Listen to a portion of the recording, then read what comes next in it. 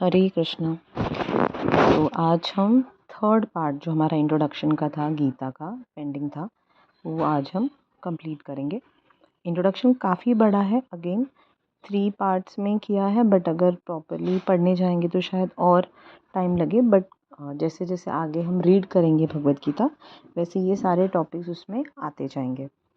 सो अगर it will be great advisable कि अगर आप Bhagavad Gita as it is आपके पास है तो उसका इंट्रोडक्शन एक बार आप सेल्फ पेज पे थोड़ा एक बार रीडिंग कर लेंगे। सो आपको ये जो भी हमने पॉइंट्स डिस्कस किए हैं वो आपको उसमें मिलेंगे भी, और फिर अगर आपको कुछ क्वेश्चन आता है तो आप पूछ सकते हैं। सो आज का जो हमारा इंट्रोडक्शन है वो स्टार्ट करते हैं वो पार्ट। जय श्री कृष्ण चैतन्य प्रभु नित्यानंद श्री अद्वैत गदाधर श्रीवासादि गौर भक्तवृंद। हरे कृष्णा कृष्णा कृष्णा हरे हरे, हरे राम राम राम हरे हरे। सो हमने ऑलरेडी डिस्कस किया हुआ है जो गुरु परंपरा के बारे में। तो 4 परंपरा है, 4 क्लासिफाइड वेरीफाइड परंपराज हैं। एक ब्रह्मा जी से आ रही हैं, ब्रह्म परंपरा है। दूसरी श्री परंपरा जो आ रही है लक्ष्मी देवी जी से। श्री परंपरा में कौन आते हैं? रामानुजाचार्य। और ब्रह्म संप्रदाय में कौन आते हैं? Madhvacharya. Okay, and then third आता है कुमार। जो 4 कुमार हैं उनके थ्रू जो संप्रदाय आ रहा है कुमार संप्रदाय। देन रुद्र संप्रदाय जो शिव जी के थ्रू आता है। और हमने देखा कि ये 4 संप्रदाय हैं, उन चारों की ईष्ट भी अलग अलग है। अलग अलग होने का मतलब भाव जो है, जो संबंध है वो थोड़ा अलग अलग हो जाता है। फॉर एन एग्जाम्पल, अगर विष्णु लोक में जाएंगे तो सबका जो भाव है वो दास्य भाव है। मतलब सब दास्य भाव का मतलब ऐसा नहीं कि जैसा हम लोग अपने घर में जैसे बोलते हैं ना कि हमने मेड सर्वेंट्स या जो रखे हैं, वैसा वाला नहीं। जो भी विष्णु लोक में रहेगा उसका भी जो फॉर्म है, जैसा विष्णु जी का फॉर्म है 4 हैंडेड, वैसे ही। इवन अब आप कुछ अगर पिक्चर्स वगैरह देखते हैं जिसमें जैसे कि ये पिक्चर है जिसमें जो यमदूत आते हैं वो किस तरीके से दिख रहे हैं, और जो विष्णु दूत आते हैं वो कैसे दिख रहे हैं। तो विष्णु दूत जो होते हैं उनका 4 हैंडेड और उनका बॉडी कॉम्प्लेक्शन भी जो है वैसा ही है जैसे विष्णु भगवान का। तो जैसे राम जी हैं तो राम जी के पैरों पे शिव जी मेडिटेट कर रहे हैं। तो अयोध्या धाम मतलब आपका जो टारगेट है या जो आपका लक्ष्य होगा वो कौन सा धाम होगा, उस पे आपके ईष्ट। और ईष्ट में भी उनके अलग अलग रूप हैं। जैसे लड्डू गोपाल जी हैं, अभी दामोदर लाल जी का कार्तिक मंथ आने वाला है।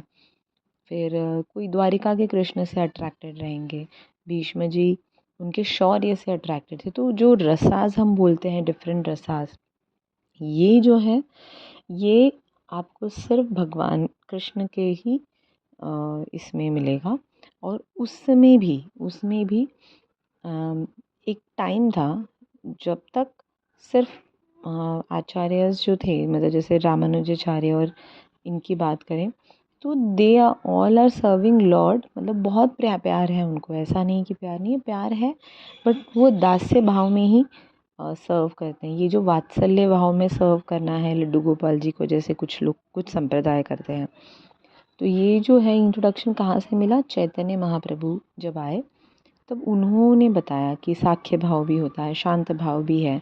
शांत भाव कैसे हैं? जैसे नदियाँ, पेड़, ये सब कौन से भाव में? शांत भाव में है।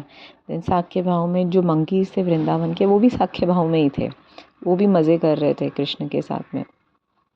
तो इस तरीके से अलग अलग ये जो रसाज हैं उनके बारे में जो हमको पता चला वो उनके ही थ्रू, इसलिए फिर भाव बदल गया। मतलब जो ब्रह्म संप्रदाय है उसमें उसका नाम हो गया ब्रह्म माधव संप्रदाय। जब माधवाचार्य जी आए तो ब्रह्म माधव संप्रदाय। फिर जब राधा रानी की वर्शिप होने लगी कि राधा रानी, माधुर्य भाव जो है वो सर्वोच्च रस है, सभी रसों में सर्वोच्च रस माधुर्य भाव है, और उसमें उसकी भी रानी कौन है? तो राधा रानी है। तो जब राधा रानी को जिन्होंने समझा और जो राधा रानी से ज़्यादा प्यार करने लगे कृष्ण से, ऐसा भी कह सकते हैं, वो हो गए ब्रह्म माधव गौड़ीय संप्रदाय। तो ये जो गौड़ीय वर्ड है वो राधा रानी के लिए है। सो ऐसा नहीं है कि वो अब कृष्ण को नहीं चाहते। क्यों? राधा रानी के फेवरेट कौन है? कृष्ण। तो ऐसा प्रभुपाद जी के जो गुरु थे सरस्वती चंद्र ठाकुर, वो बोलते थे कि हम कृष्ण भक्त नहीं हैं, हम तो राधा रानी के भक्त हैं। अगर राधा रानी ने बोला कि कृष्ण उनके फेवरेट है और उनकी सेवा करनी है तो हम करते हैं। अगर राधा रानी ने बोला कि नहीं करना है तो हम नहीं करेंगे। राधा रानी हमको बुलाएगी तो हम ज़रूर जाएंगे। कृष्ण हमको बुलाएंगे और राधा रानी मना करेगी तो हम बिल्कुल नहीं जाएंगे। तो मतलब एक भाव है ये भी कि, और ऑब्वियसली राधा रानी क्यों, मतलब राधा रानी का जो सोचना उठना बैठना जो भी है वो सब कुछ किस भाव से है कि वो बेस्ट ऑफ बेस्ट खुशी दे पाए कृष्ण को। चाहे वो नाराज़ हो करके देना हो, अच्छा खाना बना करके देना हो, या उनको सजा करके संवार करके देना हो, हर किसी भाव में। सो ऐसा उनका भाव है। तो ये मतलब परंपरा हमने डिस्कस की। फिर हमने ये भी डिस्कस किया, मतलब परंपरा क्यों डिस्कस की, क्योंकि guru is necessary. Why guru is necessary? आपने भगवद गीता ले ली, आपका एडमिशन हो गया, now you need to read. आपको पढ़ाई करनी होगी, डिग्री चाहिए ना, तो पढ़ाई तो करनी होगी। और वो भी ये कोई मामूली पढ़ाई नहीं है, ये वो पढ़ाई है जो आप इस जन्म में जहाँ तक कंप्लीट कर पाए, नेक्स्ट जन्म में उसके आगे से शुरू करेंगे। फिर से A for apple B for ball से स्टार्ट नहीं करेंगे। So this is absolute knowledge. Absolute knowledge क्यों है? पूर्ण नॉलेज क्यों है? क्योंकि ये आ रहा है किसके पास से? जो खुद पूर्ण है।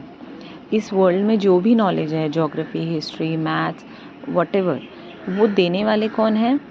वो लोग हैं जिनकी सेंसेस जो हैं वो पूर्ण नहीं है। पूर्ण नहीं है मतलब अंधेरे में आंखें देख नहीं सकती है, टंग ज़्यादा ठंडा होने के बाद टेस्ट रिकॉग्नाइज नहीं कर पाती है, तो सब जगह लिमिटेशन है।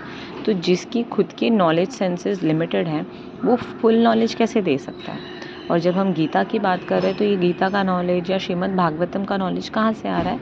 कृष्ण से आ रहा है। एंड कृष्ण जिनकी सारी सेंसेस 100 आउट ऑफ 100 है, उनको जब हम भोग लगाते हैं, हम जब चढ़ाते हैं तो हम बोलते हैं भोग। तो वो भोग आँखों से भी ग्रहण कर सकते हैं, हाथों से भी, मुंह से ही ग्रहण करना ये कोई कंपल्शन उनके लिए है नहीं। और वही जब भोग मतलब हमारा जो भाव है वो लेते हैं वो, तब वो बन जाता है प्रसाद। उसके पहले क्या है? भोग। ओके।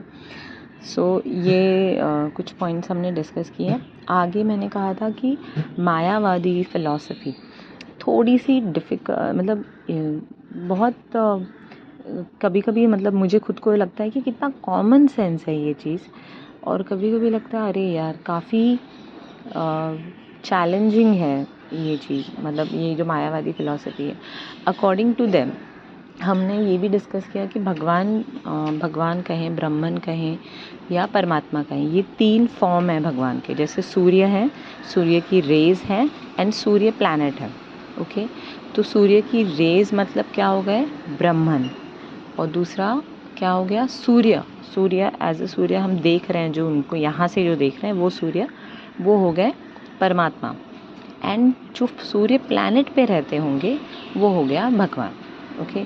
तो जो सन गॉड है, he is someone who is more powerful person as a person. जैसे भूमि देवी है, उनका भी एक पर्सनल फॉर्म है, वैसे सन गॉड का भी पर्सनल फॉर्म है। तो जो वो अपने प्लैनेट पे वहाँ पे जो लोग हैं उनके साथ वो रह रहे हैं।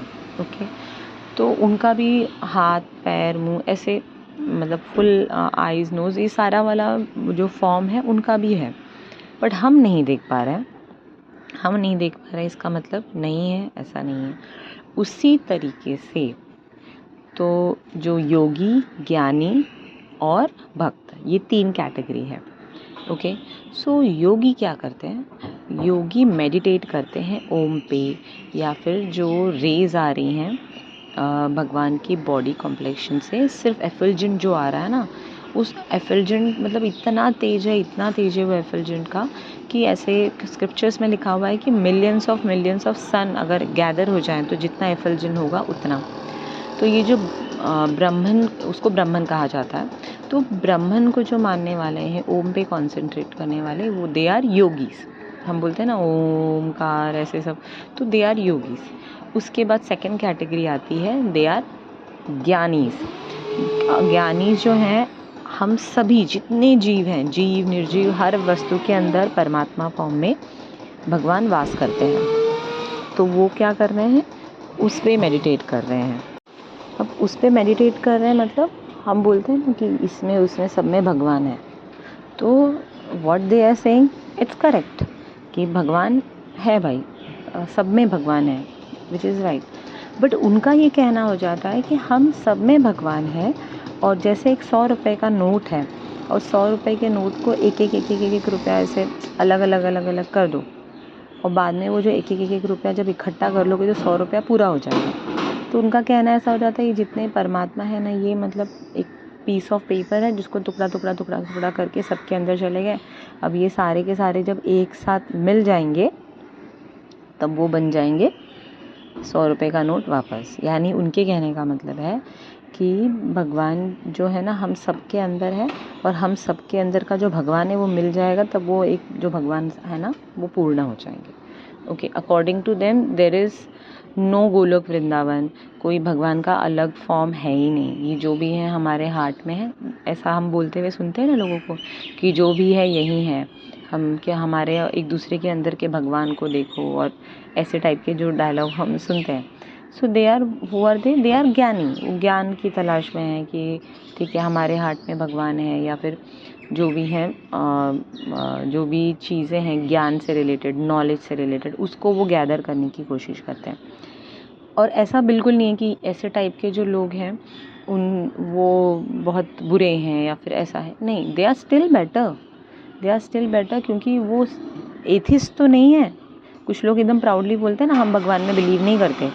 भगवान में बिलीव करने से अच्छा है लोगों की सेवा करो, और मतलब लोगों की सेवा करो और अच्छे अच्छे काम करो, बस यही चाहिए बस। बट क्या ही करना इतना आसान है? हम लोग 10 काम अच्छा करेंगे, पर 11वां काम भी अच्छा करेंगे, ये ज़रूरी नहीं है। क्यों नहीं ज़रूरी नहीं? क्योंकि अभी भी हमको पता ही नहीं है, मतलब जो मोटिवेशन चाहिए वो करेक्ट मोटिवेशन ही नहीं है। आप रोज़ जा कर के लेक्चर अटेंड करते रहो, और आपको पता ही नहीं रहा कि आपको कौन सी डिग्री मिलने वाली है। कितने दिन जाओगे लेक्चर अटेंड करने? कभी ना कभी तो मन में आएगा ना कि क्यों करना है, आज मैं नहीं जाने वाला, क्योंकि क्या मिलने वाला है वो तो पता ही नहीं है। ओके, और जो मिलने वाला है वो अल्टीमेट है क्या? मतलब अगर कोई आपको बोले कि एक काम करो, आप ना BBA कर लो, आप अकाउंट्स का, बैंकिंग एंड अकाउंट्स का कोर्स कर लो, एंड फिर एक काम करना, वो हो जाएगा ना, उसके बाद ये दूसरा वाला कर लेना, फिर उसके बाद तीसरा। तो आप बोलोगे ना अल्टीमेटली करना क्या है वो बताओ।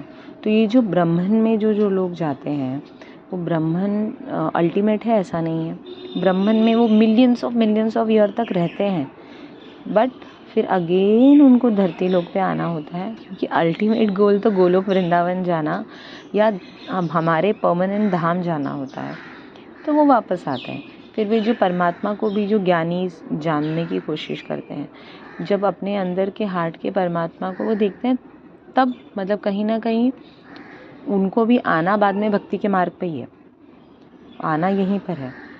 और ये जो ब्राह्मण और जो ज्ञानीज, ये जो लोग हैं, ये लोग कौन लोग हैं? जिनके हिसाब से ये जो मटेरियल वर्ल्ड है ना, ये वेस्ट है, देयर इज़ नथिंग परमानेंट। और जो हिमालय में जा कर के तपस्या करते हैं और फास्ट करते हैं, लोगों से मिलने से भी फास्ट करते हैं, मतलब ना ज़्यादा सजे धजे कपड़े पहनेंगे, ना लोगों को मिलेंगे।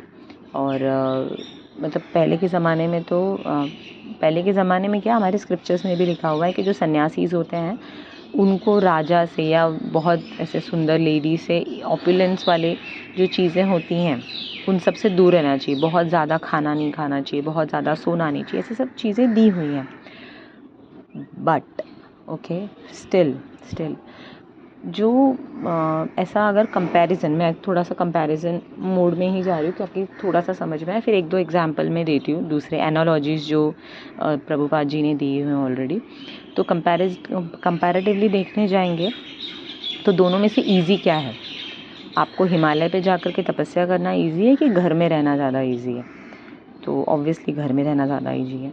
दूसरा, ये फिर भी ये अष्टांग योगा और ये सब फिर भी प्रैक्टिकल था पहले के युगों में। जैसे ध्रुव महाराज गए थे अष्टांग योगा ही करने के लिए, बट उनके गुरु कौन थे? उनके गुरु नारद जी थे, जो भक्ति योगा के एक्सपर्ट थे। तो उन्होंने मतलब बच्चे का मन जाना कि एकदम सीरियस है। पहले तो इतने छोटे बच्चे को अष्टांग योग करना पॉसिबल है क्या? और उन्होंने बोला कि अरे जंगल में जंगली जानवर है बेटा, तुम क्या करोगे, जाओ घर पे जाओ। सब ऐसे करके वो समझाते हैं, पर वो एकदम देखते हैं कि वो दृढ़ निश्चय है, बोलते हैं नहीं, मैं भगवान को ढूंढने जा रहा हूँ, मम्मी ने बोला है मुझे। तो वो एकदम दृढ़ निश्चय देख रहे हैं, तब वो उनको मंत्र दीक्षा देते हैं। और अष्टांग योगा करने के लिए मतलब जिस टाइम पे वो जो गुरु होते हैं ना, इसलिए ज़रूरी है क्योंकि वो सामने वाले मतलब हमारी जो कैपेसिटी है ना, उसके हिसाब से हमको वो चीज़ें करने बोलते हैं। अगर बोल लोगे गधे को कि भाई तू घोड़े के जैसा भाग ले, तो वो भागेगा क्या? नहीं। गधे का अपना एक कैलिबर है, घोड़े का अपना एक कैलिबर है। दोनों अपनी अपनी जगह हैं, दोनों को काम में लाना है। और काम क्या है? गोलोक वृंदावन पहुंचना। तो उनको वो अष्टांग योगा करने के लिए बोलते हैं, पर उनकी कृपा है उन पे। तो जैसे ही वो दर्शन करते हैं विष्णु जी का, वैसे ही उनके अंदर भक्ति मतलब जो अष्टांग योगा था अब वो भक्ति योगा में कन्वर्ट हो गया तुरंत। और वो एकदम ऐसे शॉक में चले जाते हैं कि इतना सुंदर फॉर्म। मैं तो पत्थर ढूंढने आया था, मैं तो ढूंढने आया था कि मुझे ना सबसे बड़ा राजपाट चाहिए। मेरे पिताजी ने और मेरी सौतेली माँ ने मेरे साथ ऐसे किया ना, मुझे सबसे बड़ा राजपाट चाहिए। ये तो मतलब ऐसे दर्शन होने के बाद तो समझ में आ रहा है कि मैं जो मांगने आया था वो तो पत्थर था, पत्थर, ये तो पूरा खजाना है। और फिर जब कौंशल भगवान का जो शंख है वो उनके माथे पे टच करते हैं ध्रुव महाराज के, तब ध्रुव महाराज बोलना शुरू करते हैं। उसके पहले वो एकदम स्तब्ध है, एकदम शॉक में गए हुए कि ये क्या था। और फिर जब वो बोलते हैं मुझे कुछ नहीं चाहिए, कुछ भी नहीं चाहिए, क्योंकि मुझे पता ही नहीं था कि मुझे क्या मिल गया, इसकी वैल्यू ही नहीं थी, या फिर पता ही नहीं था तो वैल्यू की बात क्या थी। तो आपके दर्शन से वो सब समझ में आ गया मुझे, जो मुझे पता ही नहीं था। तो फिर वो स्माइल करते हैं भगवान, और उनको बोलते हैं कि मुझे पता है कि तुम्हारा डिज़ायर क्या था, किस डिज़ायर से तुमने ये जर्नी स्टार्ट की थी। तो उनको क्या मिलता है? शिरोदक्षाय विष्णु कहाँ पे रहते हैं? कर्णदक्षाय विष्णु कहाँ पे रहते? शिरोदक्षाय विष्णु हमारे हार्ट में परमात्मा फॉर्म में रहते हैं, एंड कर्णदक्षाय विष्णु कर्ण महासागर जो है उसके ऊपर शेषनाग की शैया पे लाया करते हैं। तो वो जो है ना मिल्की ओशन वाला जो लोक है, जिसको आज हम ध्रुव लोक या ध्रुव तारा के नाम से जानते हैं, वो मिल गया ध्रुव महाराज को। उनको वहाँ का राजा बना दिया गया और उनको आशीर्वाद मिला कि आप मिलियंस ऑफ ईयर तक आप राजपाट एंजॉय करोगे। कहाँ वो शायद इस मटेरियल वर्ल्ड के राजा बनते तो कुछ साल रहते फिर चले जाते, और आज मतलब राजा भी बने, भक्ति भी कर रहे हैं, और ऐसे धाम के राजा हैं, मतलब अपना ही लोक दे दिया, नारायण ने अपना ही लोक दे दिया। सो भगवान ऐसे हैं कि थोड़ा सा प्यार मिले तो वो अपने आप को भी दे देते हैं। सो इस तरीके से मतलब ये अष्टांग योगा जो करता है उसको भी अल्टीमेटली भक्ति योगा पे ही आना है। सो ये दोनों डिफरेंस एक प्राइम हो गया। तीसरा डिफरेंस हमारा जो रूप है ना वो क्या है? सच्चित आनंद वाला। मतलब वी ऑल वांट हैप्पीनेस। आज मैं आपको बोलूँ आपको मैं 1 लाख रुपए सैलरी दूंगी और आपको हमारी सोसाइटी का वॉचमैन बन के सिर्फ बैठना है। मतलब वॉचमैन भी कुछ ना कुछ एक्टिविटी करते हैं, लेकिन आपको सिर्फ बैठना है, नो मोबाइल नथिंग, सिर्फ बैठो। कितने दिन करोगे आप वो जॉब? 1 दिन 2 दिन? हम बैठ ही नहीं सकते। तो ब्रह्मन में जाकर के आइडल रहने से बेटर है कि गोलोक धाम, जहाँ पर जैसे यहाँ पर हम देखते हैं ना बहुत सारी सेवाएं हैं, कोई गार्लेंड बना रहा है, कोई पानी ला रहा है, कोई कुंज सजा रहा है, ये सारा जो है ना ये सारा प्रैक्टिस चल रहा है। मतलब जो भक्ति में रहते हैं ना वो यहाँ पे रहते हैं, बट वो प्रैक्टिस कहाँ के लिए कर रहे हैं? गोलोक धाम के लिए कर रहे हैं। तो ये प्रैक्टिस चल रहा है। तो ये जो सेम चीज़ है, मतलब जैसा आनंद आ रहा है यहाँ का आनंद फिर भी ऐसा है जैसे कि पानी है, पानी में आपको पेड़ का रिफ्लेक्शन दे रहा है। एक छोटी सी उंगली आप लगा दोगे तो वो रिफ्लेक्शन ख़त्म हो जाता है, मतलब पूरा मेसी हो जाता है। तो वैसा आनंद यहाँ का है मटेरियल वर्ल्ड का। जैसे बच्चा पैदा हुआ, सब लोग बहुत खुश हैं, तब तक डॉक्टर ने आके बोल दिया अरे बच्चे की एक किडनी नहीं है। ये डेफिनेटली बहुत बुरी न्यूज़ है, लेकिन हम में से कोई इस चीज़ पे कंट्रोल कर सकता है? डॉक्टर को हम भगवान कितने बार बोल देते हैं, और है मतलब मानते हैं कि इस रूप में भगवान आया है रहेगा, ये ऐसे सब मानते हैं हम, बट ये किसी के भी हाथ में नहीं है। जन्म, मृत्यु, जरा, व्याधि, यही 4 हमारी प्रॉब्लम है, और यही 4 चीज़ों का सल्यूशन जो है सिर्फ़ और सिर्फ भक्ति योगा है, बाकी कुछ नहीं है। बाकी कोई भी साइंटिस्ट, कोई भी प्रोफेशनल आकर के इन 4 चीज़ों का सल्यूशन नहीं दे सकता है। जन्म, मृत्यु, जरा मतलब बुढ़ापा या एजिंग, एंड व्याधि, व्याधि मतलब बीमारी। ओके, सो बीमार होना, एज रिलेटेड जो चीज़ें होती है वो होना, कोई किसी का जन्म भी आज मतलब आजकल ये चीज़ सुनने में बहुत आती है। पहले लड़का लड़की ऐसे सुनने में आता था, अब तो यही सुनने में आती है कि सब कुछ अच्छे से हो जाए बस, सब कुछ अच्छे से हो जाए बस, यही इम्पॉर्टेंट चीज़ है। तो ये कुछ मतलब उसके डिफरेंसेस हैं। अगर डिस्कस करने चाहेंगे तो और भी डिफरेंशिएशन मिलेंगे, बट थोड़ा लिमिटेड रखते हैं हम। एंड इसलिए भक्ति योगा जो है ना, ये प्रैक्टिकल चीज़ है। मतलब आज कोई जैसे जॉब कर रहा है, या कोई स्टूडेंट है, या फिर कोई हाउसवाइफ है, या रिटायर्ड पर्सन है, सबके लिए प्रैक्टिकल चीज़ ना भक्ति योगा करना ही है। एक स्टूडेंट भी जो है, अगर वो पढ़ते टाइम ये सोच रहा है, अभी इसमें मेरी दादी का मैं एग्जाम्पल एक ऐड करना चाहूँगी कि जैसे हम बोलते हैं ना कि पढ़ाई लिखाई करो आगे बढ़ कर के, मतलब क्या आपको अर्निंग कैसे करोगे, ये कैसे करोगे। तो काम जो भक्ति योगा में है ना, वो सारे सेम होते हैं, कुछ अलग से हो जाता है ऐसा नहीं, बट जो मोटिव है ना वो चेंज हो जाता है।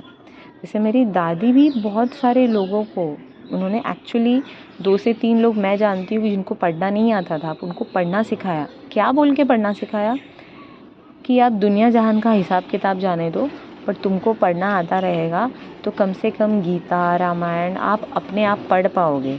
कभी किसी लेक्चर में आपने कुछ सुना और आपको अच्छा लगा, एक डायरी मेंटेन करके रखो और उसमें लिखो, और जब भी आप फ्री हो तो उसको वापस पढ़ो और उस पर मेडिटेट करो इन द सेंस, जस्ट इमेजिन कि कैसे, जैसे ये जो चीज़ मैं बोल रही हूँ, मेरी दादी खुद डायरी लिखती थी, और मुझे कुछ दिन पहले एक पेज उनके हाथ का लिखा हुआ मिला। और मेरी जस्ट फॉर इन्फॉर्मेशन मैं ऐसे बोली, दादी को गए हुए 2008 में गई हैं वो, तो वो तब का पेज मुझे अभी मिला। उसमें ऐसा लिखा था कि गोविंद की कृपा बिना गुरु नहीं मिलते, और गुरु की कृपा बिना गोविंद नहीं मिलते। सो ये जो फैक्ट है ना, 2008 हो या आज से 500 साल पहले हो या 5000 साल पहले हो, ये फैक्ट तब भी था, ये फैक्ट अब भी है, और आने वाले जितने भी साल हैं, जितने भी युग हैं, ये फैक्ट रहेगा। सो ये जो नॉलेज है ये एब्सोल्यूट है। तो जब स्टूडेंट्स जो पढ़ने जा रहे हैं, उनको रादर सिर्फ ये बताने के कि आप मेरिट में आ जाओ, फिर इस कॉलेज में एडमिशन ले लो, एंड फिर आपने ये कोर्स स्केल कर लिया, फिर इतना अर्निंग आने लगेगा, लाइफ सेट है, विच इज़ नॉट ट्रू कि आप डिस्टिंक्शन आ जाओगे तभी सब कुछ सेट हो जाएगा। इसका मतलब ये नहीं कि स्टूडेंट्स को पढ़ना नहीं है, उनको ये सोच करके पढ़ना चाहिए कि हम ये जो भी कर रहे हैं ना, दिस इज़ ऑल सेवा ऑफ कृष्णा। कृष्ण ने हमको ये असाइन किया हुआ वर्क है, तो हम उनका काम कर रहे हैं, और जब हम उनका काम करेंगे तो हमको और मन लगा के करना है, और जब उनका काम कर रहे हैं तो वो कैपेसिटी भी वही देंगे। हम कितने बार बोलते हैं ना कि अरे यार, जैसे मैं अपने बारे में बोलूँ तो मैं गार्लैंड सेवा वगैरह के लिए जाती हूँ कभी कभार, मैं बहुत रेयरली जाती हूँ, बट जब भी जाती हूँ तो मैं देखती हूँ कि जो लोग थे जो मेरे साथ पहली बार आए थे गार्लैंड सेवा के लिए, आज वो इतने सुंदर सुंदर गार्लैंड बना रहे हैं कि मतलब वो देखते ही रहे। इतना सुंदर मालाएं, हैंड बुक के राधा रानी का, फिर उनके माथे का जो लटकन होता है वो इतना सुंदर सुंदर बन रहा है, इतना नाजुक, इतना क्लियर वर्क, इतना साफ़ सुथरा काम, और मैं उतना अच्छा नहीं कर पा रही हूँ। तो अभी भी वो सरेंडर का भाव नहीं है ना कि मैं काम किसका कर रही हूँ, कृष्ण का कर रही हूँ, तो कैपेसिटी भी वही देंगे, मुझे सिर्फ ट्राई करना है। तो वैसे ही स्टूडेंट हो या ऑफिस गोइंग हो, जो भी हैं, हमारा जो दिमाग में जो चलता है मेडिटेशन, वो यही चलना चाहिए कि ये जो काम है ना, इसके लिए मैं अपना 100% देने वाली हूँ। बाकी करना या नहीं करना ये उनके ऊपर है। उन्होंने मुझे ये काम दिया है तो वही पूरा करेंगे, कैपेसिटी भी वही देंगे। और अगर नहीं होता है ये काम, दैट मीन्स ये नहीं चाहते थे कि ये काम हो। तो जो भक्त होते हैं ना, उनकी लाइफ में जो चीज़ें होती है ना, वो सिर्फ भगवान की इच्छा से होती है। सिर्फ भक्तों की लाइफ की बात हो रही है। बाकी जिसकी भी लाइफ के बारे में बात करो तो हमको हमेशा 4 ऑप्शन मिलते हैं, ABCD, और हमारी चॉइस है। उस चॉइस के बाद वैसा रिजल्ट आता है। फॉर एन एग्जांपल, आप गाड़ी चला रहे हैं, green light, red light, yellow light, सारे आपको पता है, सारे रूल्स रेगुलेशन पता है। अब यह आपके ऊपर है कि आप रेड लाइट पे गाड़ी चला दो। तो आपने अपना चॉइस लिया और आपको पता है कि रेड लाइट चलाने के बाद फ़ाइन बैठेगा, तो इस चॉइस का रिज़ल्ट वो होने वाला, ये तो फिक्स है।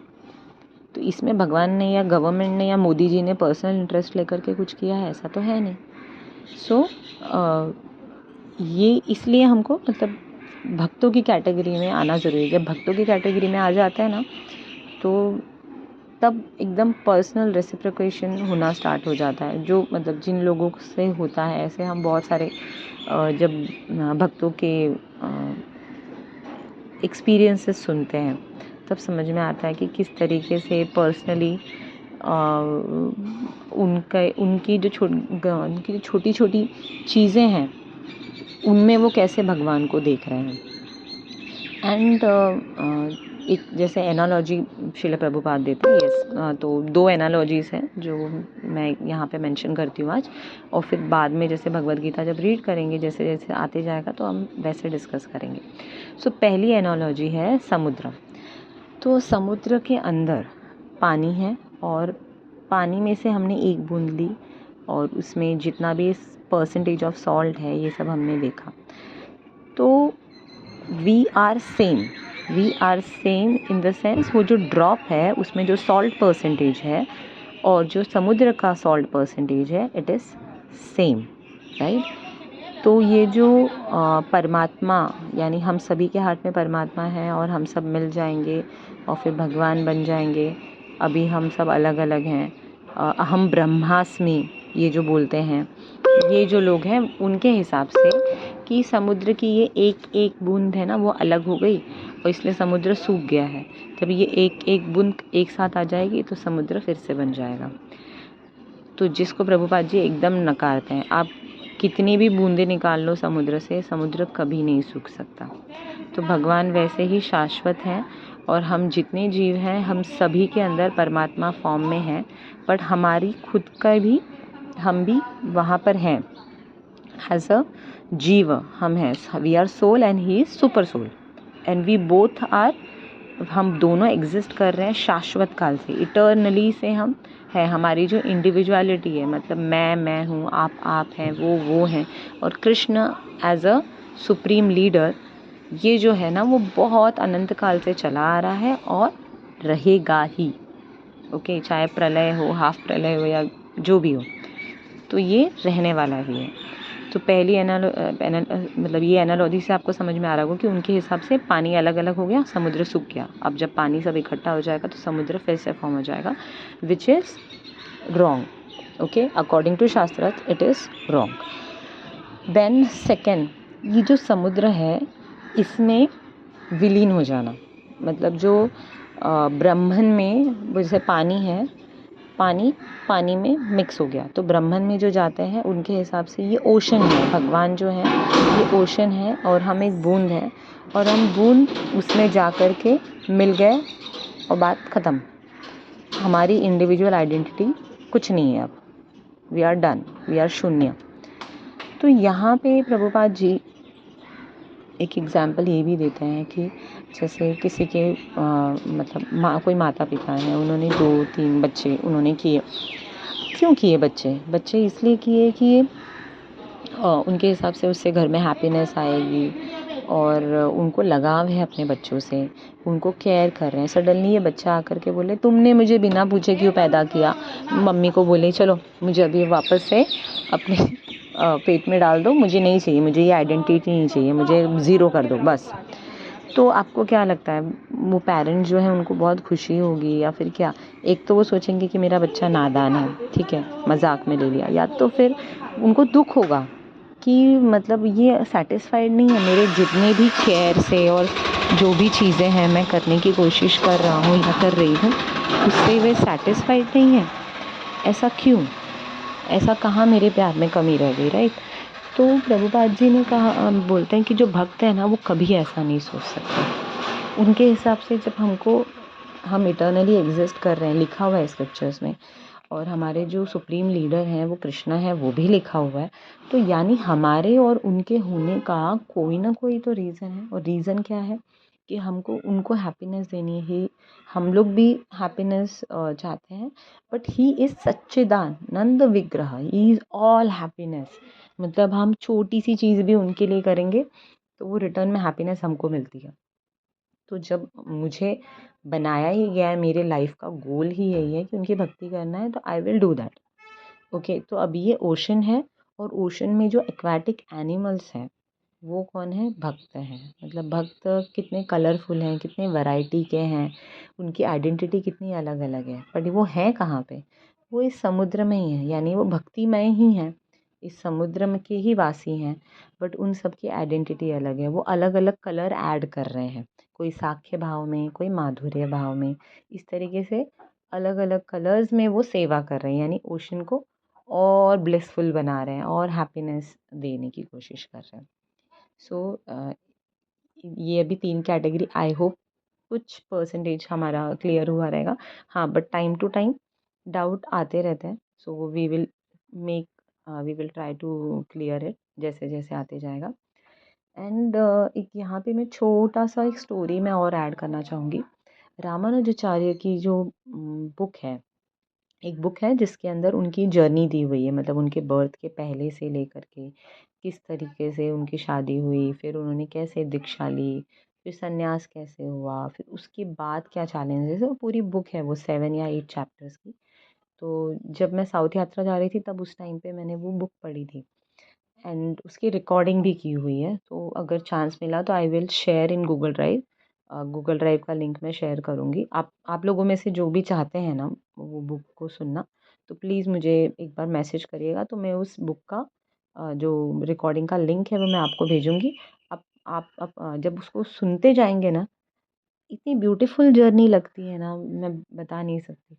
ऐसा सच में लगता है कि हम उनके साथ उस भक्त के जीवन को देखना, वो भी ब्लिसफुल है। जैसे भगवान के बारे में डिस्कस करना ब्लिसफुल है, वैसे भक्त के बारे में भी डिस्कस करना बहुत ब्लिसफुल है। उनके भाव, कितनी विनम्रता है। कैपेसिटी तो भाई पहाड़ से ऊपर की है, पर विनम्रता बहुत ज़्यादा है। सो उनकी एक छोटी सी स्टोरी है। जैसे अभी हमने मायावादी ये बात किया, तो वैसे ही जो रामानुजाचार्य थे, उनके जो गुरु थे, मतलब जब रामानुजाचार्य 12-13 साल के थे, स्कूल जाने लगे, तो वहाँ पे बहुत एक फेमस गुरु थे। ये एक अगेन एक एग्जांपल है कि जो फेमस होते हैं उनको अपना गुरु नहीं बनाना चाहिए। जो रील्स में फेमस हो गए, या हमारे आसपास में फेमस है, या हमारे फैमिली में फेमस है, तो वो हमारे गुरु हो जाएंगे, ऐसा मतलब this is not the correct method. जो गुरु है सबसे पहले तो वो परंपरा से आने चाहिए, फिर आपका उनसे कनेक्शन होना ज़रूरी है। जो गुरु है वो वेरीफाइड सर्टिफाइड होना चाहिए। वैसे ही शिष्य भी होना चाहिए। शिष्य मतलब हमें वैसा लगाव होना चाहिए, वैसा सरेंडर होना चाहिए कि वो जो भी इंस्ट्रक्शन देंगे हम उसको फॉलो करेंगे। ओके, यहाँ पे जो गुरु होते हैं उनके उनके वो पैर दबा रहे होते हैं। एक आफ्टरनून का टाइम है जब वो पैर दबा रहे हैं, और तभी एक शिष्य भाग करके आता है, बोलता है कि गुरुजी, ये मुझे एक डाउट है, ये वर्स का मीनिंग क्या है, आप मुझे समझाएंगे? तो वो बोलते हैं, बोलो, पढ़ो वर्स। तो जो वर्स पढ़ते हैं वो एग्जैक्टली मुझे याद नहीं आ रहा है, बट उसका मीनिंग जो इनके गुरु थे वो इस तरीके से बताते हैं कि जो एक मरकट है, मरकट यानी बंदर, बंदर का जो ऐस है वो जिस तरीके से रेड होता है, उसी तरीके से भगवान की आंखें रेड हैं। अब ये हमको भी सुन के थोड़ा सा ऐसा लग जाता है ना कि अरे ऐसे कैसे बोल रहे हैं ये। और जैसे ही ये एक्सप्लेनेशन रामानुजाचार्य सुनते हैं, उनकी आंखों से आंसू गिरने लगते हैं। तो गरम गरम जो आंखों से आंसू गिरते हैं, अब आंसू दो तरीके से होते हैं। जो दुख के आंसू होते हैं वो गर्म होते हैं, जो खुशी के आंसू होते हैं वो ठंडे होते हैं। तो ये गरम गरम आंसू उनके पैरों पे पड़ते हैं, उनके गुरुजी के। तो वो बोलते हैं, अरे क्या हो गया, तुम क्यों रो रहे हो? तो वो बोलते हैं, ये इस तरीके का जो एक्सप्लेनेशन है भगवान के बारे में, ये सुन करके मैं, मतलब वो एक तरह से वो बोल रहे थे खुद को भी कि मैं कैसे सुन लिया, इतना बड़ा दुर्भाग्य मेरा, ये लाइन भी मैंने सुनी कैसे, इतना बड़ा दुर्भाग्य। तो वो एकदम ऐसे भड़क जाते, बोलते अच्छा बताओ तुम्हारे हिसाब से क्या एक्सप्लेनेशन होगा। तो सेम उसी लाइन को उन्होंने उसी को इस तरीके से बोला कि जब सनराइज़ होता है उस टाइम पे, जैसे मतलब सनराइज़ के टाइम पे कैसा माहौल है, ऑरेंज स्काई है, और उस टाइम जो कमल खिलता है, उस पीरियड में जब कमल जो खिलता है, वो कमल की जो सुंदरता है, उतने सुंदर कमल नयन है भगवान। उसी सेम लाइन को इन्होंने इसी तरीके से बताया। तो इससे समझ में आता है ना कि मायावादी फिलॉसफी वाले जो लोग हैं सेम लाइन का मतलब कैसे निकालते हैं। जब अहम ब्रह्मास्मि बोला जा रहा है, जैसे मैं बोलूँ कि मेरा मेरा नाम अर्चना है, ये सेंटेंस मैंने लिखा, और उसी सेंटेंस को अगर साक्षी रीड करती है तो बोले कि मेरा नाम अर्चना है, इसका मतलब साक्षी क्या अर्चना हो गई? तो यहाँ पे जो इतने सारे भगवत गीता के अलग अलग वैरायटी मिल रहे हैं मार्केट में, उसमें से किसने, मायावादी ने क्या लिखा है या किसने क्या लिखा है, इतना कंफ्यूजिंग है। इसलिए हमारे घर में बहुत सारी कॉपियाँ भले हो सकती हैं पहले से हों भगवत गीता की, बट वो एज इट इज़ है या नहीं वो नहीं पता, नो आइडिया। और अगर है, आपको लग रहा है, तो सिर्फ जानने की कोशिश करिए जो राइटर है वो कौन सी परंपरा को बिलोंग करता है। अगर वो इस 4 परंपरा में से है तो कम से कम 40% चांसेस है कि वो सही भगवत गीता होगी। स्टिल 60% क्यों नहीं? क्योंकि भगवत गीता तो होगी सही वाली, लेकिन जो उसमें एक्सप्लेनेशन लिखा होगा वो सही होगा या नहीं, क्योंकि उन्होंने अपने गुरु का इंस्ट्रक्शन, फिर उनके गुरु का इंस्ट्रक्शन, वो ठीक तरह से फॉलो हुआ है या नहीं, वो पता करना ज़रूरी है। ओके, सो इसलिए हम बार बार बोलते हैं ना कि क्वेश्चन पूछना इज़ नेसेसरी। सो इतना तक ये मायावादी फ़िलॉसफ़ी के बारे में आज के लिए इतना काफ़ी है।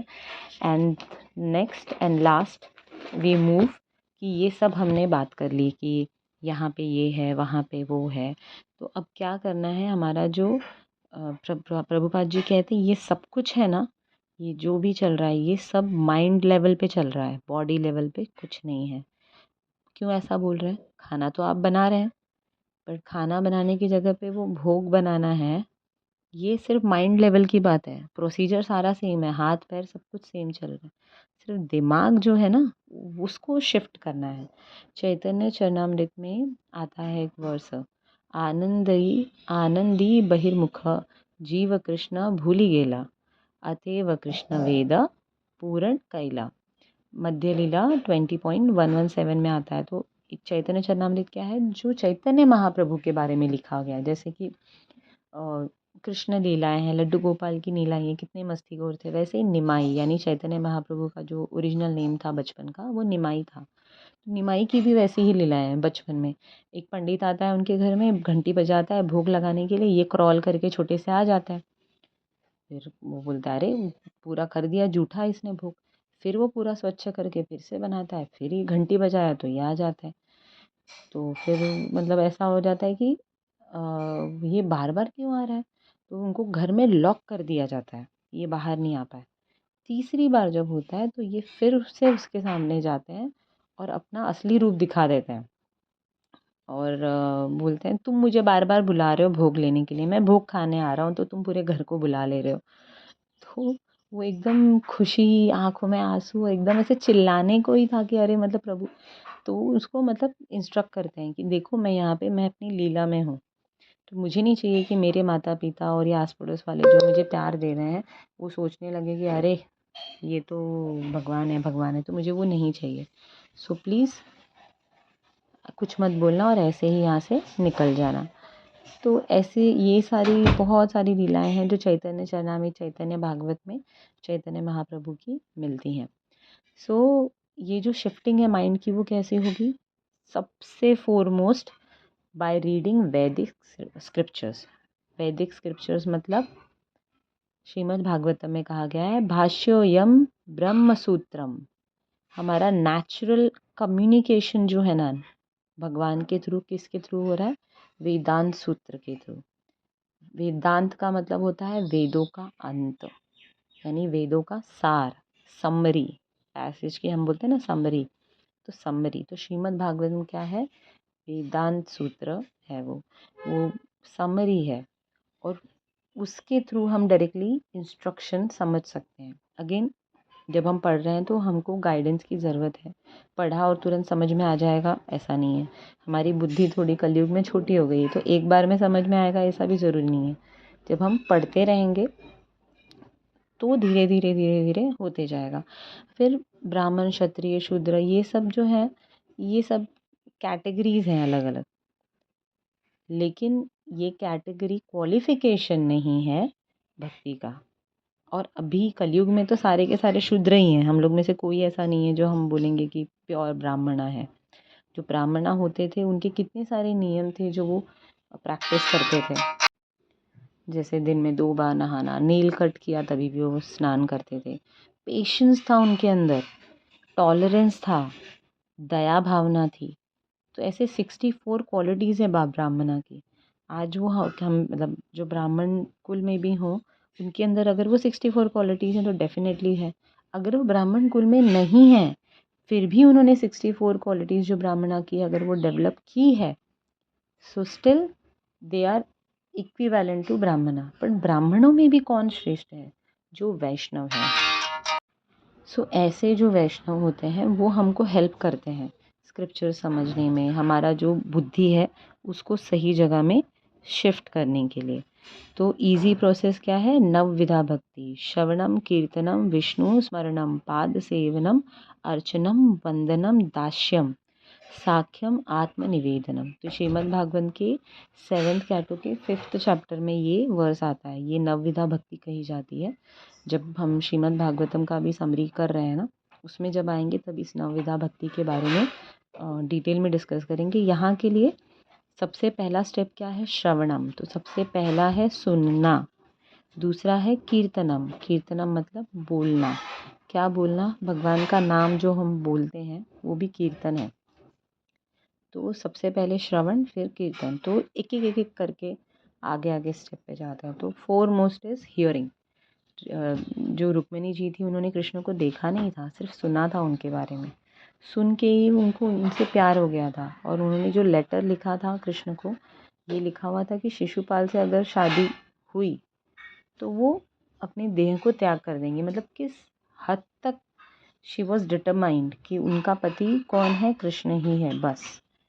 कुछ लोग पूछते हैं ना कि अरे 16,108 रानियाँ, तो ये 16,108 रानियों के पीछे भी, एक एक रानी के पीछे भी स्टोरीज हैं। अगर वो स्टोरी आप जानेंगे ना, तब समझ में आएगा कि डेप्थ क्या है। एक सिंगल रानी जो भी उनसे शादी हुई है, ये रानियों की इच्छा से उनकी शादी हुई है। कृष्ण ने जाकर के किसी को अप्रोच किया है और बोला है कि मुझे शादी करनी है, ऐसी एक सिंगल रानी नहीं है। और ये जो रानियां हैं ये भी कोई मामूली नहीं है। ये सभी जो हैं राधा रानी का ही एक्सपेंशन है। इसमें भी जो सत्यभामा है वो भूदेवी है। ठीक है।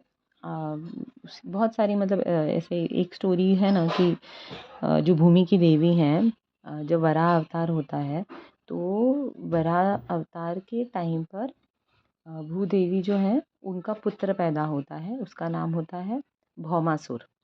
तो भौमासुर उनको समझ में आ जाता है कि ये असुर है, तो कभी ना कभी तो इसका मृत्यु होगा। तो वो अपने पति से यानी वराह जी से प्रॉमिस लेती हैं कि आप नहीं मारोगे इनको। तो वो बोलते हैं हाँ ठीक है, मैं नहीं मारूंगा इनको, तुम ही मारोगी। तो वो सोचती है मैं क्यों मारूंगी, मेरा बच्चा गलत है, मैं उसको समझाऊंगी, मैं मारूंगी थोड़ी। और उन्हीं का अवतार होता है सत्यभामा।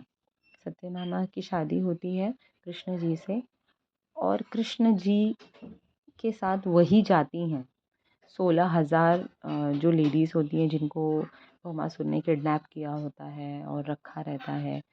तो उनको छुड़वाने के लिए वो जाती हैं कृष्ण के साथ में। तो ये सारा इसके पीछे वो दूसरे के पीछे ऐसा कुछ ना कुछ रीज़न्स हैं। जब हम स्क्रिप्चर्स पढ़ते हैं तब वो थोड़ा क्लैरिटी मिलते जाती है। एंड देन जो आज की क्लास है उसको विराम देते हुए इन इस नोट पे कंक्लूजन क्या है कि गीता शास्त्रम इदम पुण्यम यह पठेह प्रयतः पुमन। जो गीता महात्म्य है, ऐसे गीता महात्म्य के 10 वर्सेस हैं, 10 वर्सेस हैं अलग अलग, इंट्रोडक्शन में आपको मिल जाएंगे। तो इसमें सिर्फ फर्स्ट वर्स मैंने रीड किया है कि गीता शास्त्र जो है ना एकदम पुण्य है। इससे इसको जो पढ़ने वाला है, यह पठः, जो ये पढ़ने वाला है ना उसका सब कुछ कल्याण होता है। और रिजल्ट क्या है इसका, गीता पढ़ने का रिजल्ट क्या है, क्यों गीता पढ़नी है? तो पहला, भय वर्जितः। भय शोक यानी डर और लेमेंटेशन जो है या शोक करने की जो प्रवृत्ति है वो खत्म हो जाती है। दूसरा, अहम त्वम सर्व पापेभ्यो। कृष्ण खुद बोलते हैं कि मैं खुद तुमको सारे पापों से मुक्त करूँगा। जो हम इसके पहले वाले फर्स्ट इंट्रोडक्शन में हमने किया था ना कि गीता में 5 पॉइंट कौन से हैं, कर्म है, जीव तत्व है। तो जो कर्म का चक्र है ना वो बहुत खतरनाक है, गोल गोल गोल गोल। तो यहाँ पे कृष्ण खुद बोलते हैं कि उससे मैं तुमको छुटकारा दिलाऊंगा। जैसे राम जी केवट को जब देने लगते हैं कि तुमने नदी पार कराई है तो इसका ये सीता जी की अंगूठी देने लगते हैं। तो वो बोलते हैं नहीं नहीं नहीं नहीं, मैंने तुमको ये नदी पार कराई है ना, तुम भवसागर मुझे पार करा देना, पट जाएगा बस। मैं यहाँ का केवट हूँ, तुम वहाँ के केवट हो, ऐसे वो बोलते हैं। तो बस यहाँ पे भी कृष्ण डिक्लेयर कर रहे हैं कि अहम त्वम सर्व पापेभ्यो, आप मेरी शरण लो, मैं तुम्हें सारे पापों से मुक्त करूँगा। So I will stop here for today. And यहाँ पे इंट्रोडक्शन कंप्लीट होता है। काफ़ी सारी चीज़ें हमने डिस्कस की हैं, सारी चीज़ें की हैं ऐसा नहीं है, बट काफ़ी की पॉइंट्स जो थे हमने डिस्कस किए हैं। And please let me know अगर कोई भी क्वेश्चन है तो we can address in next class Saturday 7 PM। Thank you. वाञ्छाकल्पतरुभ्यश्च कृपा सिन्धुत एव च पतितानां पावनेभ्यो वैष्णवेभ्यो नमो नमः। अनंत कोटि वैष्णव वृंद की जय, शिल प्रभुपाद की जय, शिल गुरुदेव की जय। हरे कृष्णा।